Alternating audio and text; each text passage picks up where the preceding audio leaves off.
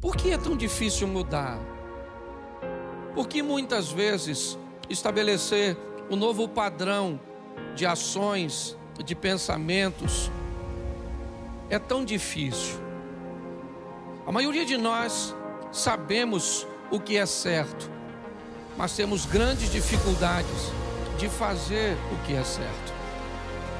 Às vezes não simplesmente no que diz respeito ao pecado, mas o que diz respeito a decisões assertivas que podem levar a nossa situação econômica para uma nova esfera, para um outro nível, que possa levar o nosso relacionamento com Deus numa outra esfera, no que diz respeito ao relacionamento espiritual, que possa levar o nosso casamento, ou a criação de nossos filhos, ou o estabelecimento de nossa credibilidade.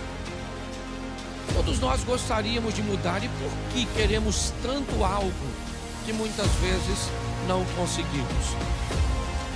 Talvez porque temos um pouco de dificuldade de entender que o nosso cérebro, programado para gastar sempre menos energia, sempre poupar, muito mais para que o corpo se mantenha firme, ele procure repetir comportamentos, ele procure sempre o conforto de fazer coisas cujas quais se precisa gastar menos energia. Daí todas as vezes que desejamos mudar, inevitavelmente vamos ter que sair do conforto de repetir comportamentos para o conflito de mudar de decisões. Algumas pessoas até conseguem êxito num curto prazo de tempo. Começa a ler a Bíblia e consegue ler alguns capítulos ou alguns livros, mas é só depois, só passar um tempinho e já não consegue ler mais. Elas se matriculam numa academia e no começo elas conseguem desenvolver, certo? Mas depois elas param, elas começam a estudar, elas começam a praticar decisões mais assertivas no que diz respeito aos seus relacionamentos, mas não conseguem ir muito longe. Isso, se não tivermos a habilidade para avaliar, nós vamos dizer que essa pessoa é uma pessoa sem disciplina, vamos chamar talvez até de procrastinação, aquilo que não é, e uma série de outras coisas.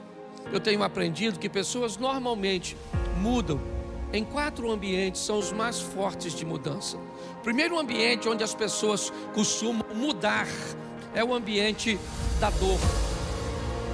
O ambiente onde as pessoas se machucam. Quando pessoas se machucam muito numa situação, essas feridas, essa dor, essas lembranças buscam fazer com que pessoas mudem. Nem sempre essas mudanças são positivas. Às vezes o trauma pode transformar uma pessoa de bem, uma pessoa boa, em alguém com mau comportamento. Mas é um ambiente de mudança, um ambiente de dor.